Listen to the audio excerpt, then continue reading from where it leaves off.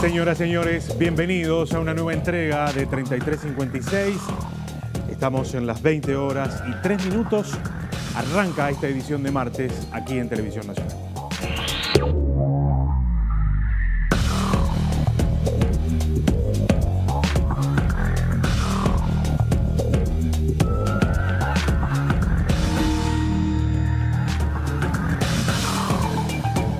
Seis de cada 10 reclusos que salen en libertad reinciden y vuelven a ingresar al sistema penitenciario.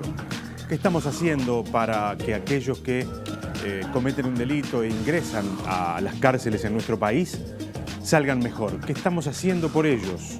Es un desafío seguramente que tiene muchas aristas y que vamos a intentar descifrar esta noche aquí en 3356. Vamos a ver un informe que tiene dos partes. Vamos por la primera para empezar a poner algunos datos arriba de la mesa.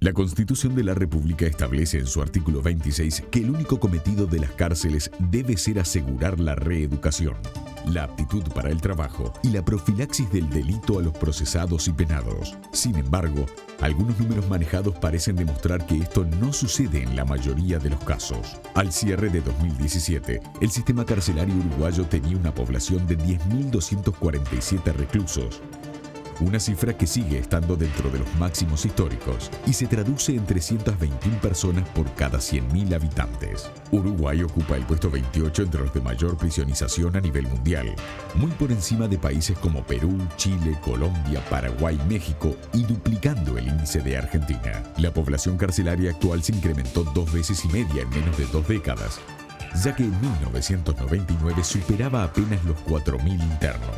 3 de cada 10 personas recluidas hoy en alguna cárcel están sin condena, por lo que técnicamente son inocentes. En ese marco, Uruguay se encuentra en el lugar 17 a nivel mundial. El 66% de las personas que están encerradas actualmente lo está porque volvió a delinquir.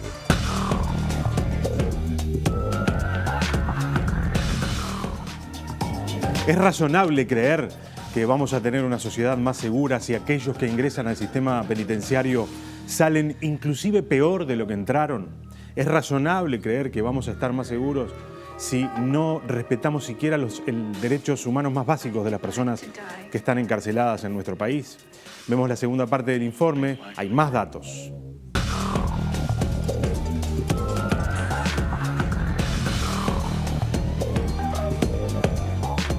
Hoy, Uruguay cuenta con 1,03 presos por plaza, una población cercana a su capacidad de alojamiento y por debajo de los índices de hacinamiento. No obstante, debido a que la distribución no es homogénea, aún persisten sectores con superpoblación. En el último informe sobre cárceles presentado por el comisionado parlamentario Juan Miguel Petit, se señala que solo 25% de los presos tiene oportunidades de rehabilitación. Un 45% tiene insuficientes posibilidades y el 30% restante se encuentra en condiciones de trato cruel, inhumano o degradante. Allí mismo se sostiene que todos los años salen de las cárceles unas 6.000 personas y se estima que hay una reincidencia del 65%. El informe también indica que un 21,3% de los presos estudia y un 38% tiene actividades laborales. En este sentido, el comisionado llamó la atención de que hay más internos pidiendo para estudiar que los cupos disponibles existentes y advirtió que es alarmante la cantidad de analfabetos que existe en el sistema penitenciario. Para las autoridades del Ministerio del Interior, esos números no muestran la realidad, ya que entienden que un estudio serio de reincidencia debería tomar todos los liberados en un año y ver cuántos reingresan en el sistema carcelario en el periodo de 3 años siguientes a su egreso. Esta metodología es la que está acordada por la comunidad científica internacional, pero en Uruguay no existe un estudio de este tipo. No obstante, en estos días también se conocieron informalmente algunos números de un análisis de la Agencia de Evaluación de la OPP, que estudió la reincidencia de los presos en la cárcel de Santiago Vázquez. Uno de los datos llamativos que se desprende de este estudio revela que la reincidencia en ese centro penitenciario oscila entre el 15 y el 33%. Y si se mira a la población carcelaria vinculada al polo industrial, el índice de reincidencia cae a 11%, en aquellos módulos con actividades vinculadas al polo. Las diferencias en la discusión sobre estas cifras se centran en la forma en que las mismas son recopilados. Actualmente las cifras se desprenden mayoritariamente de los casos que llegan al Poder Judicial y no estudian algunas circunstancias que deberían ser relevantes. Es así que se considera reincidente en igual forma a quien tiene antecedentes por un accidente de tránsito con víctimas fatales que a quien los tiene por un homicidio especialmente agravado con arma de fuego.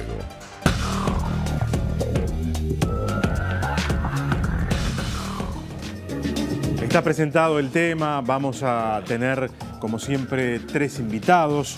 El primero ya que nos va a acompañar en el próximo bloque es el director del Instituto de Apoyo al Liberado, Jaime Saavedra, que va a ser nuestro primer invitado de la noche de hoy. @3356TNU es nuestro Twitter. Pueden empezar a comunicarse con nosotros a través de ese medio. Hacemos una pausa y ya seguimos.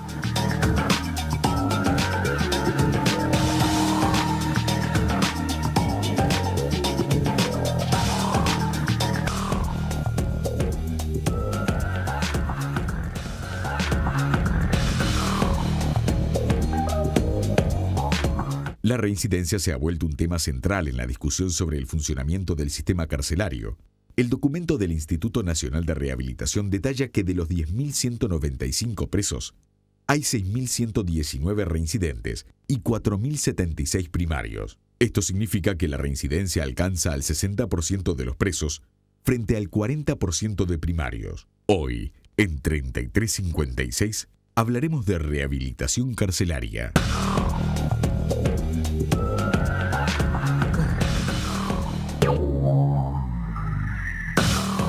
Es un gusto recibir a Jaime Saavedra, que es director del Instituto de Apoyo al Liberado.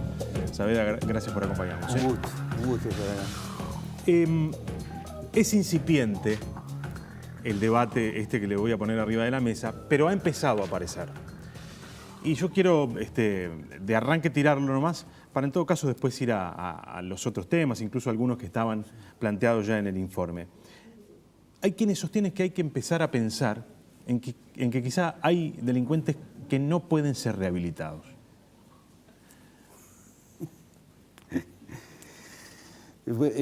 Hay un amigo mío que además es director de una unidad penitenciaria que es un ejemplo a nivel mundial y que está acá en Uruguay, que es la unidad penitenciaria de Punta de Rieles, que siempre me dice, yo no conozco el rehabilitómetro.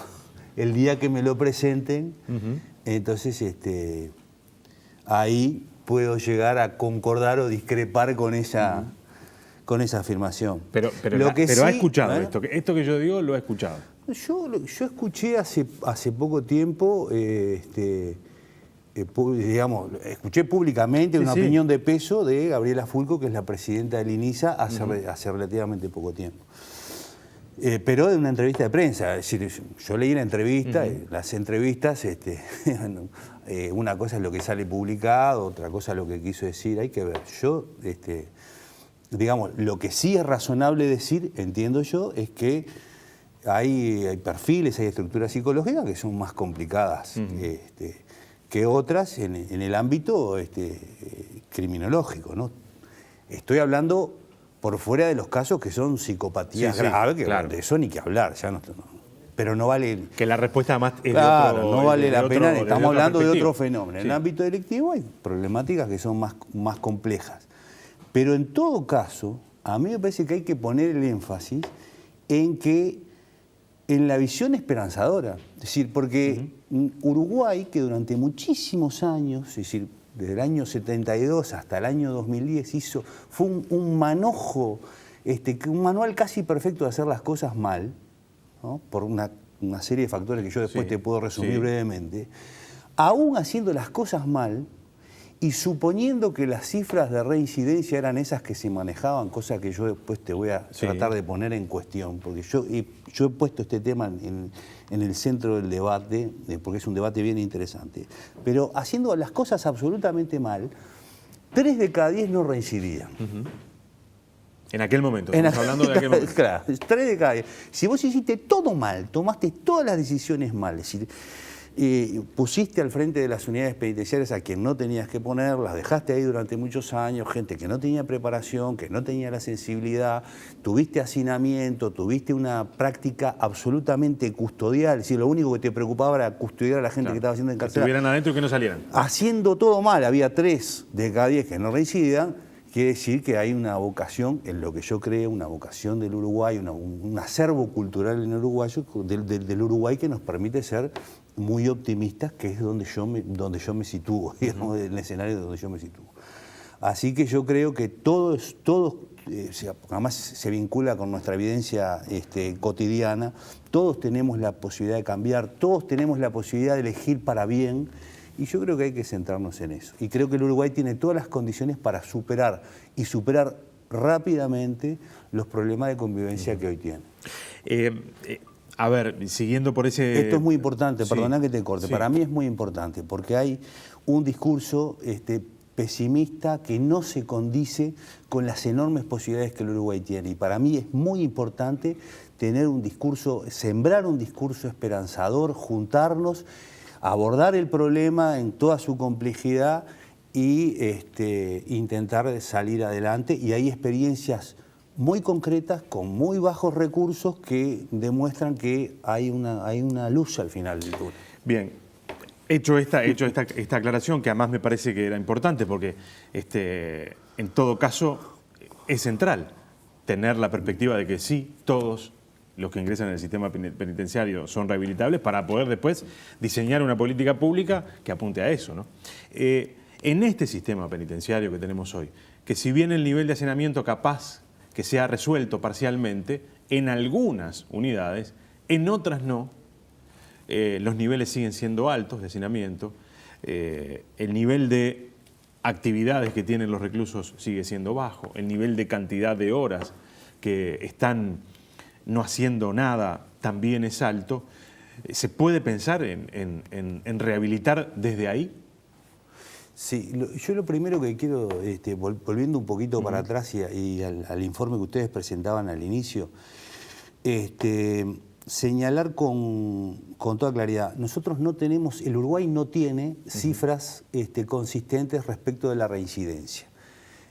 No hay ningún estudio que justifique la afirmación, por ejemplo, que está contenida en el informe del comisionado, pero además que se maneja públicamente hace muchos años, de que la reincidencia es del 60%. Exacto. Y eso no hay ni un solo estudio serio en el Uruguay que justifique. ¿Cómo se mide? Digo, para tener en cuenta eso y en todo caso después explicar por qué está mal. En la segunda parte del informe se hace referencia. Se toman los egresados en un año del sistema y se hace un seguimiento a lo largo de 3 años. Eso es lo que a nivel internacional, en términos académicos, lo que la comunidad científica, digamos, avala como medición exacta del concepto de reincidencia. Y eso lo tenés que desagregar después por unidades, por tipo de delito, por edades. Es una cosa más sofisticada, que es muy importante hacerla porque es la que finalmente es útil para el trabajo de los carceleros. ¿Y por qué no se está haciendo?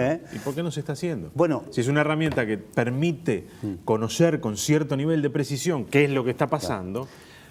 El otro punto que a mí me parece muy importante respecto del informe del comisionado, de los sucesivos del informe, tengo una excelente relación con el comisionado, valga decirlo, pero ahí tenemos fotos de un momento del sistema de acuerdo a ciertos criterios que el comisionado estableció como prioritarios y que son compartibles.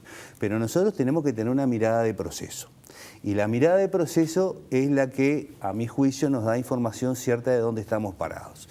La mirada de proceso es que en el año 72, en Uruguay, se tomó la peor de las decisiones, que fue pasar las unidades penitenciarias a cargo de la policía. Y eso es más o menos una decisión de la misma naturaleza que si yo pusiera a los periodistas a diseñar, construir y gestionar los puentes en Uruguay. A los 3 meses tenemos un lío mayúsculo. Y si ese error vos lo sostenés durante 4 décadas, el lío es enorme. En el año 2010, y eso fue lo que nosotros hicimos. Eso fue lo que nosotros hicimos, sumado al cero inversión y a la complejidad creciente del fenómeno delictivo, y además a ausencia de cuadros que permitieran trabajar en una línea de rehabilitación. Entonces vos tenías el combo perfecto que concluyó en el año 2008 con el famoso informe Novak, diciendo que las cárceles uruguayas eran similares a las cárceles africanas, una situación catastrófica, y efectivamente era así. Pero en el año 2010, en el marco de un acuerdo multipartidario, esto vale la pena señalar, en el marco de un acuerdo multipartidario votado por todos, Uruguay empezó con un camino que es un camino positivo, tomando las decisiones correctas. Se crea el Instituto Nacional de Rehabilitación, se desarrolla el escalafón penitenciario para que los civiles empiecen a ingresar en la policía, en el sistema penitenciario, sustituyendo a la policía, y se cambia el paradigma de un paradigma meramente custodial, de solo meter al preso y tenerlo adentro, a un paradigma vinculado a la rehabilitación. Y ese proceso que se comenzó a andar a partir del 1 de enero del 2011 es un proceso que viene caminando a satisfacción. Ahora, si lo que se pretendía era, después de que te metiste durante 40 años en un problema, salir en 4 o 5, en realidad estabas inmerso en una utopía psicológica. Claro, si te va a llevar mucho tiempo, mucho sacrificio, mucho esmero y mucha inversión también. Entonces, se están haciendo las cosas, se han tomado decisiones estratégicas muy correctas, que yo comparto plenamente, y se están encontrando lugares que permiten ser muy, muy optimistas. Ahora, está claro que todavía tenemos muchos deberes por hacer, ¿no? Un par de cosas con respecto a eso. Primero, ¿cuáles son esos deberes teniendo en cuenta esto que decíamos al comienzo, de que hay en algunos sectores del sistema penitenciario todavía mucho hacinamiento y malas condiciones, edilicias, y que por lo tanto hay que hacer un esfuerzo allí por mejorarlos? ¿Y cuáles son esas experiencias que permitirían indicar que se está yendo por el camino correcto? Es decir, ¿cuáles son las formas, las herramientas que se han construido para mejorar esa realidad de 3 de cada 10 o 4 de cada 10? Es importante, repito, tener la idea del proceso, ¿no? Porque en la medida en que uno tiene la idea de procesos, puede advertir cuánto ha avanzado y cuáles son los deberes. Dentro de los deberes, a mí me parece que nosotros tenemos algunos núcleos duros, para los que estamos en el sistema son conocidos, que todavía tenemos que resolver. Uno de los núcleos duros es el famoso módulo 8 del CONCAR, el celdario del penal de libertad. Hay un módulo muy complicado en la unidad de Canelones, que es el módulo 2, y algún otro más que se me puede estar escapando ahora, alguna situación en cárcel de mujeres. Ahí hablamos de hacinamiento. Ahí estamos hablando, sí, y de falta, no tanto de hacinamiento, porque eso es la construcción de plazas ha sido una construcción sostenida, entonces tenemos un número bastante razonable, pero sobre todo de falta de oportunidades educativas o laborales, de asistencia médica, de correcta distribución de la alimentación. Ahí hay un núcleo de muchas horas de encierro en las celdas para las personas privadas de libertad, que eso es completamente desaconsejable en cualquier circunstancia. Pero después, la buena noticia, que es donde yo me quiero centrar, tenemos desparramados en todo el territorio nacional experiencias que son extraordinariamente positivas, ¿no? Está la experiencia del polo industrial, que se hacía referencia en el informe. Está la experiencia de Punta Rieles. Nosotros los uruguayos, porque somos muy amargos a veces, pero vienen de todos lados del mundo a ver la experiencia de Punta Rieles. Y Punta Rieles es una cárcel urbana, es decir, que tiene los problemas de violencia que tenemos acá en la ciudad, no es una unidad del interior, con 700 personas o 600 personas, que ha reducido los niveles de violencia a 0. Y la gente circula libremente. Es una experiencia fantástica y viene de todos lados a verla. Entonces, nosotros ahí tenemos un capital enorme, Y esto lo digo sin, digamos, para que nos fortalezcamos en las cosas que hacemos bien, que también las hacemos bien, no para olvidarnos de las que hacemos mal.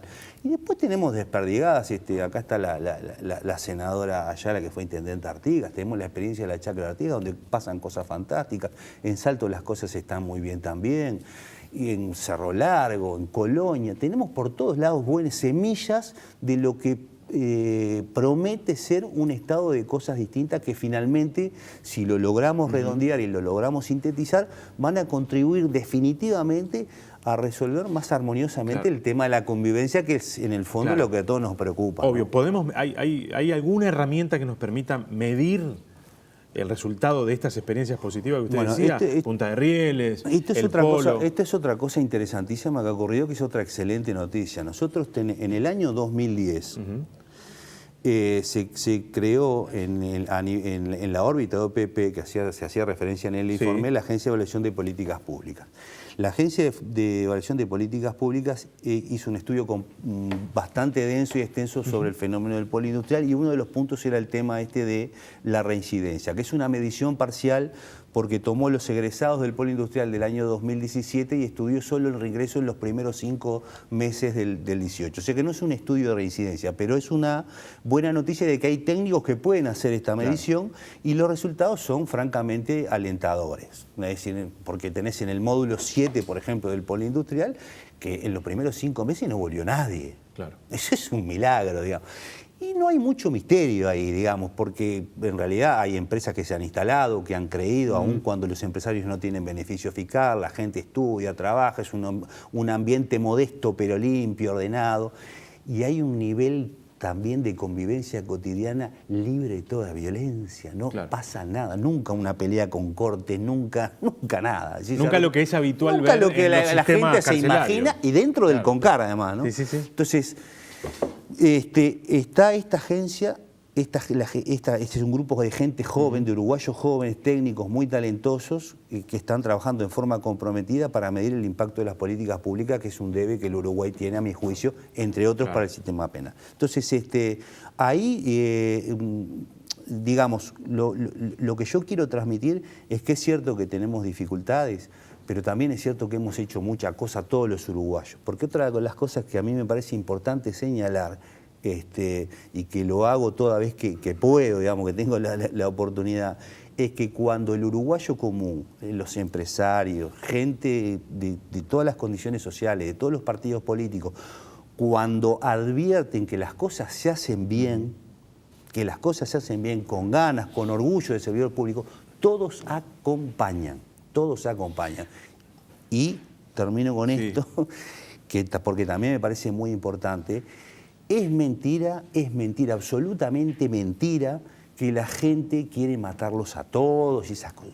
Acá la opinión pública, la verdadera opinión pública, felizmente para el Uruguay, está representada en el Parlamento, en el Poder Ejecutivo y en el Poder Judicial. Ahí reside la soberanía y ahí está representada la opinión pública. Y yo no he escuchado un solo actor de peso que diga hay que matarlos a todos. No hay que confundir la opinión pública con 3 o 4 gritos tontos en Facebook o en un grupo de WhatsApp. Es cierto. Por suerte para los uruguayos, la opinión pública está representada ahí. Es cierto, pero muchas veces también la gente, motivada por el miedo, por otras variables que están allí arriba de la mesa en el marco de esta situación, digamos que confía poco en este tipo de procesos y pide cosas más rápidas o el grito fácil de cuál es la solución para resolver estos problemas.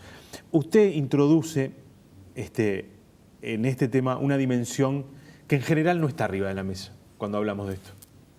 Y me parece interesante, lo he leído, lo he escuchado, es más, lo hemos conversado en alguna otra entrevista, en alguna otra ocasión. Usted introduce la dimensión del amor. Sí. Muchos están del otro lado y dicen, no me vengan, loco, con esto, que las cárceles son un desastre, después salen y matan por doquier, roban, no le importa nada. Y ustedes están hablando del amor. Sí, absolutamente.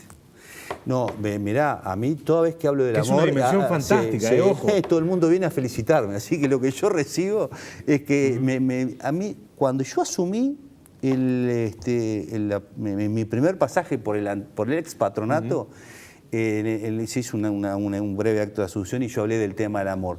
Y colegas tuyos vinieron a decirme, la primera vez que escuchamos a alguien del Ministerio del Interior hablar de amor. Sí. Y realmente yo estoy convencido que es así, por una cuestión muy vinculada a la vida cotidiana de todos nosotros. Yo crecí en una familia, somos 11 hermanos. Ajá. 11 hermanos, un montón. ¿No? Agarrabas una milanesa si llegabas a tiempo, esa es la verdad. ¿Y cómo crecí yo? ¿Qué es lo que yo precisé para ser feliz? El amor de mis padres, ir a la escuela, ser amigos en la escuela, jugar al fútbol y tener una leche caliente. Y un entorno de amor precisé yo para ser más o menos feliz y arreglarme en la vida. Y eso es lo que yo trato de hacer con mis hijos también y lo que todos tratamos de hacer. Y no precisamos mucho más que eso. Y también vale para la persona privada de libertad. Si la persona privada de libertad nunca tiene reconocimiento, recibe destrato, autoritarismo, está encerrada, entonces es imposible construir nada. Y además todos sabemos, la humanidad toda sabe, y los uruguayos también, que instalados en el lugar del odio no se construye nada, no nada. Y además no hay retorno del lugar del odio. Claro. Jaime Saavedra, gracias por acompañarnos. Un gusto como siempre y bueno, vamos a seguir conversando porque esto no se termina en esta conversación. Bueno, un gusto a las órdenes Gracias como por haber siempre. venido. Señores, hacemos una pausa. Ya recibimos en los estudios de TNU a la senadora Patricia Ayala y al diputado Radío del Partido Independiente.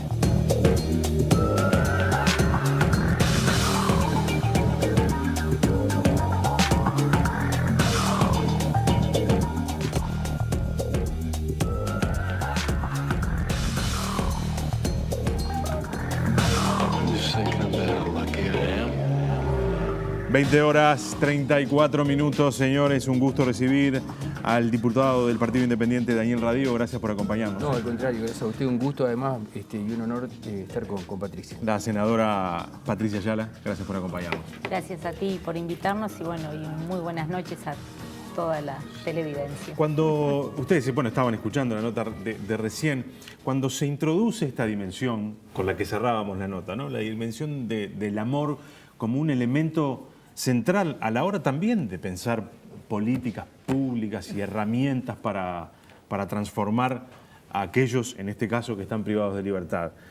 ¿Cómo lo ven? ¿Qué primeras sensaciones les vienen? A mí realmente, ¿no? Escucharlo a Jaime en el primer bloque, primero, es esa esperanza que nace. Cuando termina hablando del amor, digo, bien, realmente, ¿no? Una, porque yo creo que partimos o entramos a esta vida producto del amor, ¿no? Más allá de las condiciones o de cómo... Y después a lo largo de nuestra vida realmente sobrevivimos porque de alguna manera en algún lado encontramos una gota de amor.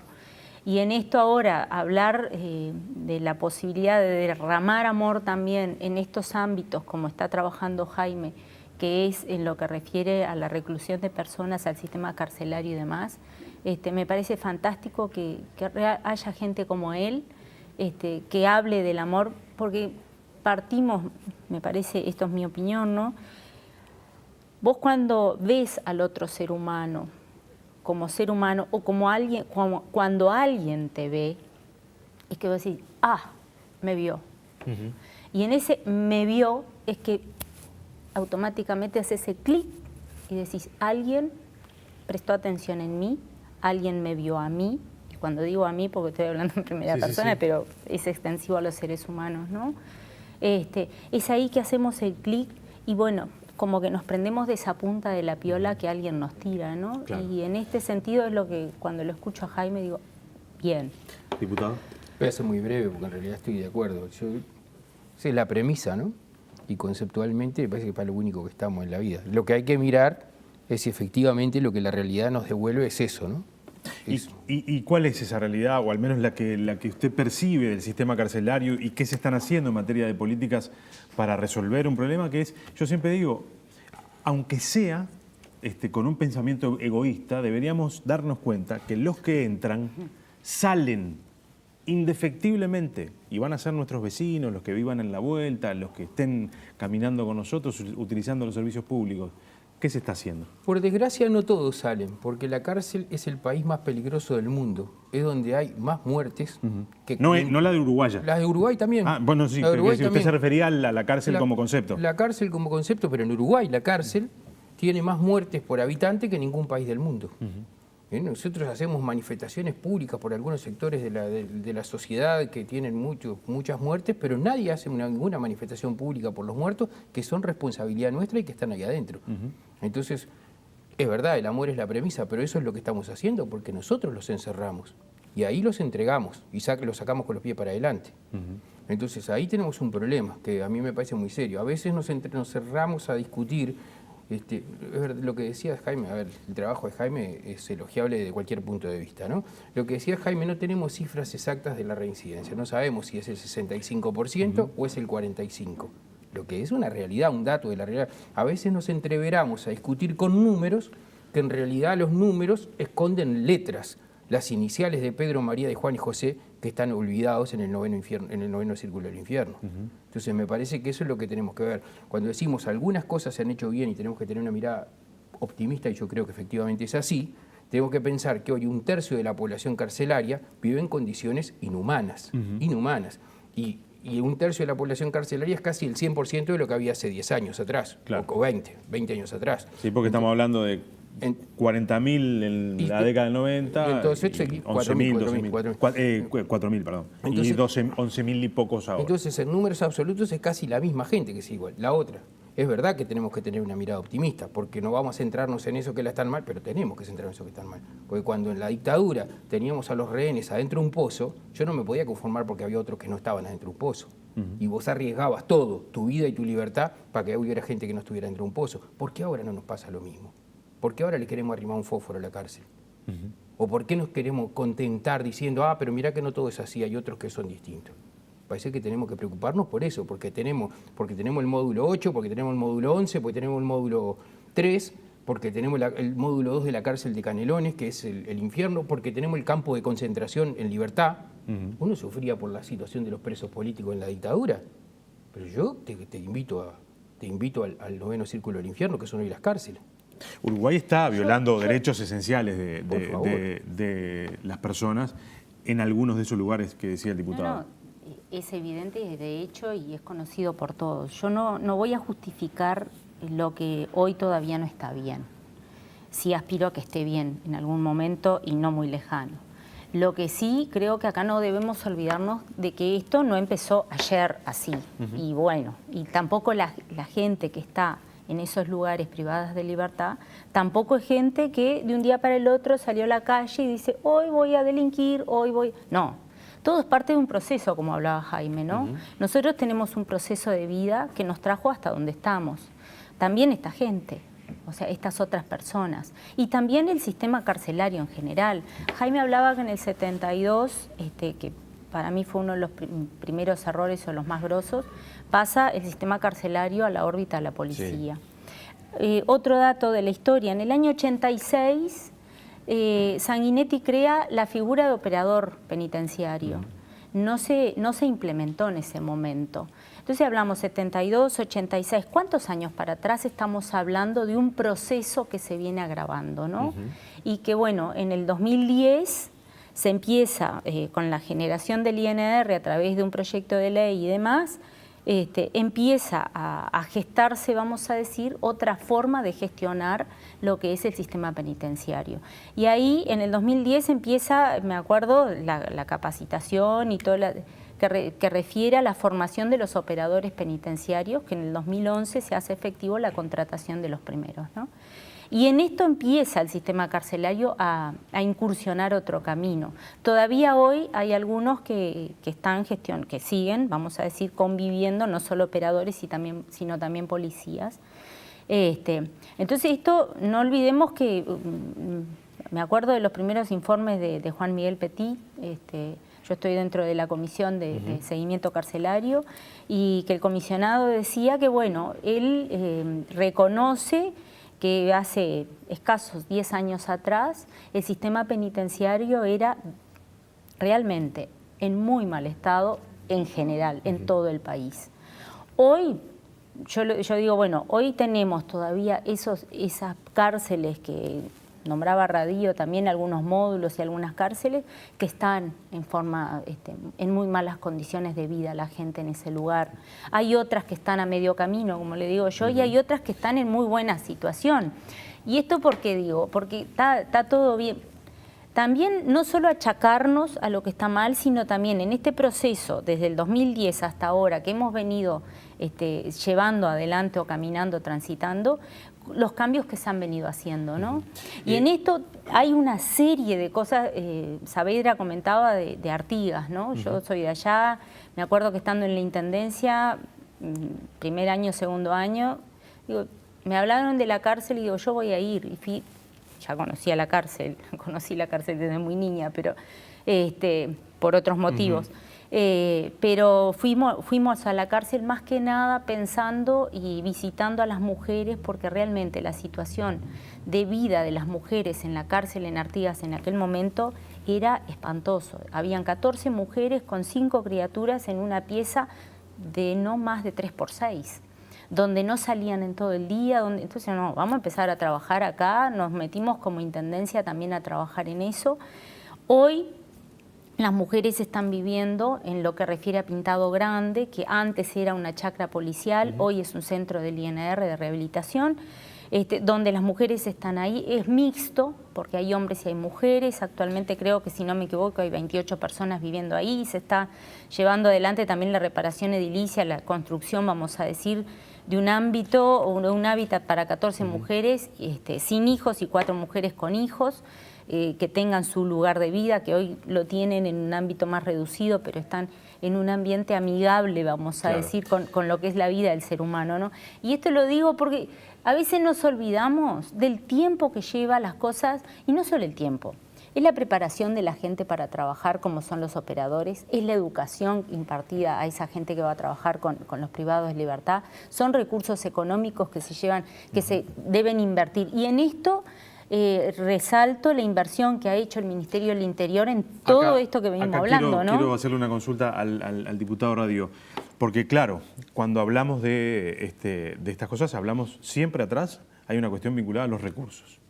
El Estado deberá seguir invirtiendo quizás más de lo que ya ha invertido en estas cosas. Siempre aparece allí la opinión pública teniendo una mirada crítica sobre estas cosas. Hay que seguir invirtiendo, se está dispuesto también desde la oposición a apoyar procesos en los cuales los procesos de inversión van a tener que ser inclusive mayores. Nunca retaseamos un centésimo, y al contrario, estamos de acuerdo y nos parece que hay que invertir más. No, nunca es poco lo que hagamos en esto.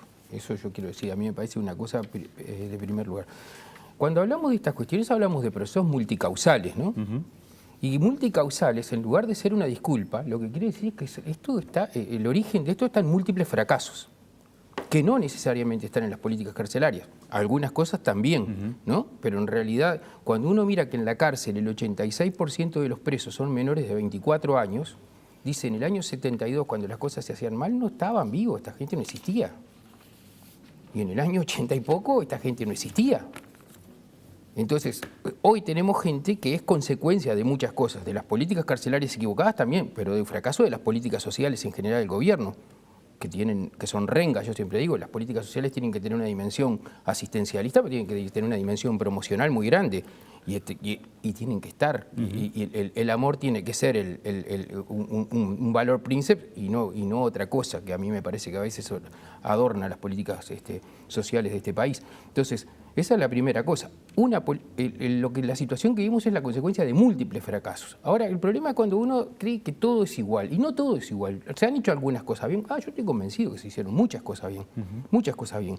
Entre otras cosas, la creación del Instituto Nacional de Rehabilitación es un acierto. Sí. La implementación de los operadores penitenciarios es un acierto. Yo creo que vivimos un proceso los primeros 5 años pasados, yo creo que se hicieron muchas cosas bien, se había avanzado en un proceso que yo creo que luego se estancó. Yo creo que ahora en esta administración. Yo creo que en esta administración se estancó, que no avanzamos con el mismo, que hay un estancamiento en eso. Y yo creo que hay que invertir más y que hay que trabajar más. A ver, yo quiero comentar una cosa que a mí me pareció paradigmático. Nosotros creamos el INR porque hay que avanzar en la institucionalización del INR, y hay que generar alguna vez un organismo separado del Ministerio del Interior, ¿no? Sí. Alguna vez hay que hacerlo, hay que revertir esa cosa.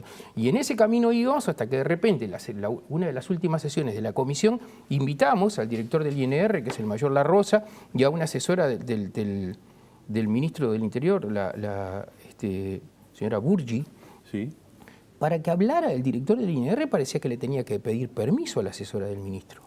Es Es más, la asesora del ministro decía, le pedí al presidente de la comisión, ¿le puedo dar la palabra al director del INR? Bueno, ese es el camino que no hay que dar. Esa es la foto de la realidad actual. En realidad hay una resistencia muy grande, hay un instinto conservador muy grande que no permite avanzar en la institucionalización del INR, que no permite liberar, porque hay una vocación de control muy grande por parte del Ejecutivo.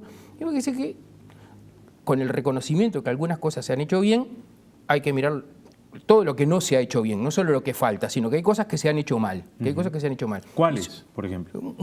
Esto que yo te decía, que hay un estancamiento del proceso. Y además eso, cuando uno quiere tener una mirada optimista, porque hay cosas, ¿no? 27 presos o 28 en Artigas que está trabajando bien, hay que pensar que en Pintado Grande, en Pintado Grande hay 160 hay y algo. un tercio de la población del Uruguay, de carcelaria del Uruguay, que vive en las mismas condiciones o peores que hace 25 o 30 años atrás.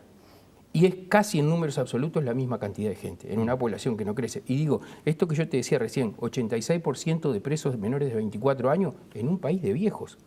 Estamos condenando a nuestros jóvenes producto de múltiples fracasos, que no necesariamente tienen que ver con la política carcelaria, también tienen, pero yo creo que el origen, la base de esto está en las políticas sociales de este país, que están... ¿Por qué entran? Claro, yo creo que es ahí. En realidad, si nosotros tenemos políticas sociales con una mirada estrictamente asistencialista, en lugar de ser una mirada promocional, vamos a terminar en este camino. Yo creo que más allá de las políticas sociales, hay para mí el mayor... vamos a decir, agravante que tenemos o causante de esto, es el sistema en el cual vivimos, ¿no? Hoy vivimos en un sistema capitalista feroz, que nos guste o no nos guste, es productor de gente de bajo recurso, y mientras haya gente de bajo recurso, el sistema capitalista va a seguir existiendo. El día que no haya más gente pobre o de bajo recurso en el mundo o en el país, el sistema capitalista pierde su razón de ser. Y en eso... no podemos olvidarnos de eso, ¿no? Además de esto, claro, capaz que es muy macro lo que estoy diciendo y Radio va más... Yo creo que también en este país se han trabajado políticas sociales que más allá de que las comparta o no concepcionalmente, bueno, son políticas sociales que la hemos llevado adelante y que creo que han dado sus resultados, sí. Hoy tenemos, más allá de que tenemos una población joven, ¿sí? Y es importante el número de jóvenes que están, también hay cosas que dentro se vienen haciendo. Yo me traje un mundo de cosas para compartir con ustedes lo que se está haciendo, que me parece muy bueno y cuál es mi aspiración y ahí un poco el tema de cómo seguir adelante, ¿no? Bueno, que esto que hoy en algunos lugares, y no solo en Punta de Rieles y en el CONCAR se están haciendo, porque cuando hablamos del CONCAR siempre hablamos del módulo tal o del otro módulo que es problemático. Difícilmente hablamos de la otra parte, ¿no? Saavedra nomás, a mitad del año pasado, incursiona a trabajar en el módulo 10. Del año pasado, mitad del año pasado hasta ahora, ¿cuánto ha cambiado el módulo 10? Y no se necesitó demasiado recurso como para hacer el cambio, ¿no? Ahí está lo que hoy hablábamos, cuando él habló del amor y cuando vos ves a la otra persona como un ser humano, ¿no? ¿Cómo es el trato que le das al otro? Realmente, ¿qué es lo que le hace el clic interno emocional para poder empezar a cambiar?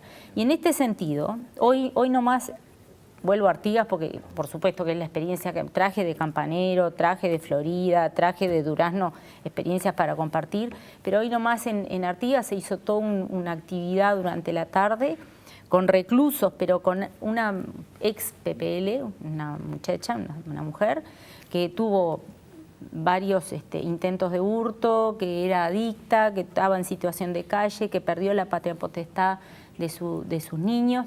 Y hoy es una persona que se ha rehabilitado, es una persona que hoy fue a compartir su experiencia de vida con los demás, que ha recuperado, vamos a decir, un nivel de vida acorde o aceptable dentro de lo que queremos para toda la población del país, y que estas son cuestiones que se están trabajando. Por ejemplo, se trabajó en Pintado Grande, él decía 28, sí, pero hay 162 en la cárcel central de Artigas, y hace un año, por ejemplo, que no tienen ninguna situación adversa, o sea, no hay complicaciones, como decimos normalmente, dentro de la convivencia, ¿no? Donde está funcionando un liceo, y no solo en Artigas, ¿no?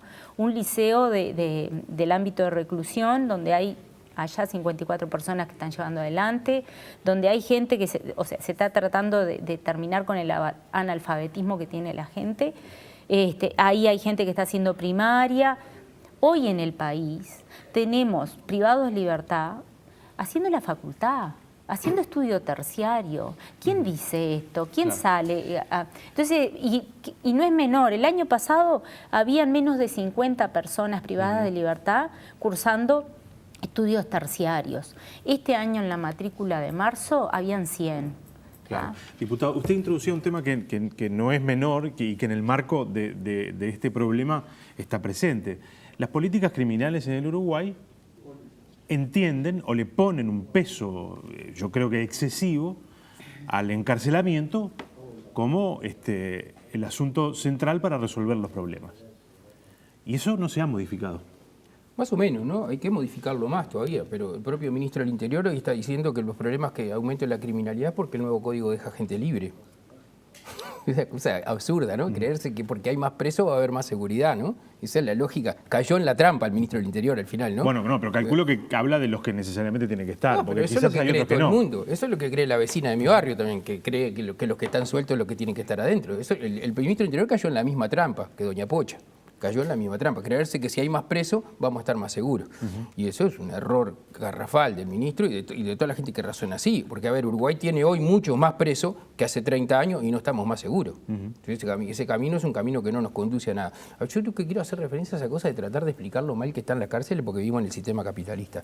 Porque hay países capitalistas. Yo no voy a defender el sistema. Yo no voy a vivir la sociedad. No voy a salir a defender el sistema capitalista que venga otro a defenderlo. Lo que digo es que hay sociedades capitalistas donde las cárceles no están como en el Uruguay, ¿no? O sea, sí, claro. Y en todo caso, además, si la responsabilidad fuera del sistema capitalista, entonces sonamos, dijo Mafalda. Entonces estamos fritos, porque a ver, después de 15 años de gobierno del Frente Amplio, la gran experiencia, la gran velita aprendida del socialismo de agarrar plata del Banco República y privatizarla, dársela a cooperativas de gente.